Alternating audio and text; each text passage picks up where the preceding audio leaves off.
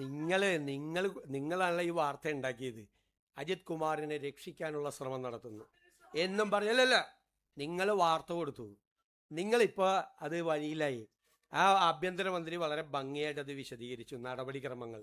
നിങ്ങളല്ല നടപടിയെടുക്കേണ്ടത്, മാധ്യമങ്ങളല്ല നടപടിയെടുക്കേണ്ടത്, ഗവൺമെൻറ്റാണ്. ഗവൺമെൻറ് അതിനൊരു പ്രൊസീജിയർ ഉണ്ട്. ആ പ്രൊസീജിയർ കംപ്ലീറ്റ് ആയിട്ട് ഫില്ല് ചെയ്ത് ഞങ്ങൾ ചെയ്യുള്ളൂ. മനസ്സിലായില്ലേ? അത് നടപടി എടുക്കുമ്പോൾ നിങ്ങളെ അറിയിക്കും. അതാണ് അത്. അപ്പം അറിഞ്ഞാൽ മതി നിങ്ങൾ എന്താ ചെയ്യാൻ പോണേന്ന്. നിക്ക് എല്ലാവരും കൂടി ചോദിക്കില്ല.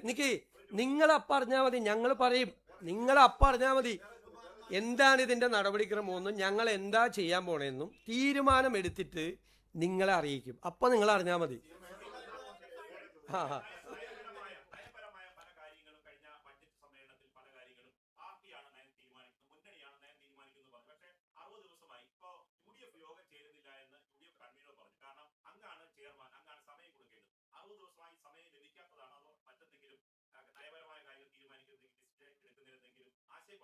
കൈരളിൽ നിന്ന് വന്ന നിർഭനായ LDF യോഗം ചേരാത്തതിനെ പറ്റി ഒരു പരാതിയില്ല.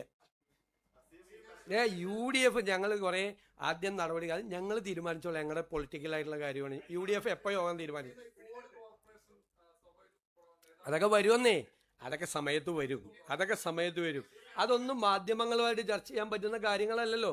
അതൊക്കെ സംഘടനാപരമായ കാര്യങ്ങൾ, മുന്നണിയും പാർട്ടിയൊക്കെ എടുക്കേണ്ട തീരുമാനങ്ങളാണ് അതെല്ലാം. മനസ്സിലായി?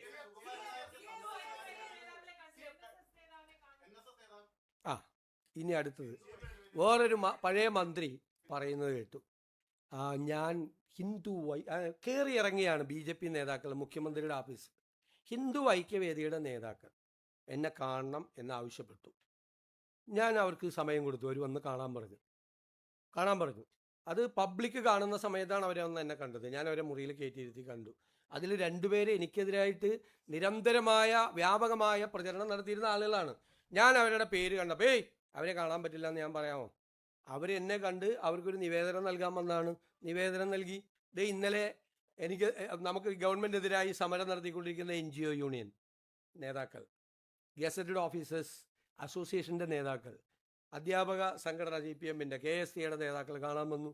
ഞാൻ ഇവരെ ഇരുത്തിയ അതേ കസേരയിൽ തന്നെ അവരെയും ഇരുത്തി അവരുമായിട്ട് സംസാരിച്ചു.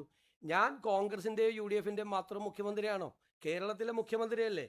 എന്നെ കാണാൻ വരുന്നവരോട് ഞാൻ നിങ്ങളെ കാണില്ല എന്ന് പറയാമോ? ഞാൻ അത് ചെയ്താലല്ലേ തെറ്റ്. പിന്നെ പഴയ മന്ത്രിയായിരുന്ന ശ്രീ റിയാസാണ് പറഞ്ഞത് ഇവിടെ കയറി ഇറങ്ങാണെന്ന് പറഞ്ഞു. അദ്ദേഹത്തിനോട് എൻ്റെ മറുപടി, ഞാൻ ഒളിച്ചല്ല കണ്ടത്.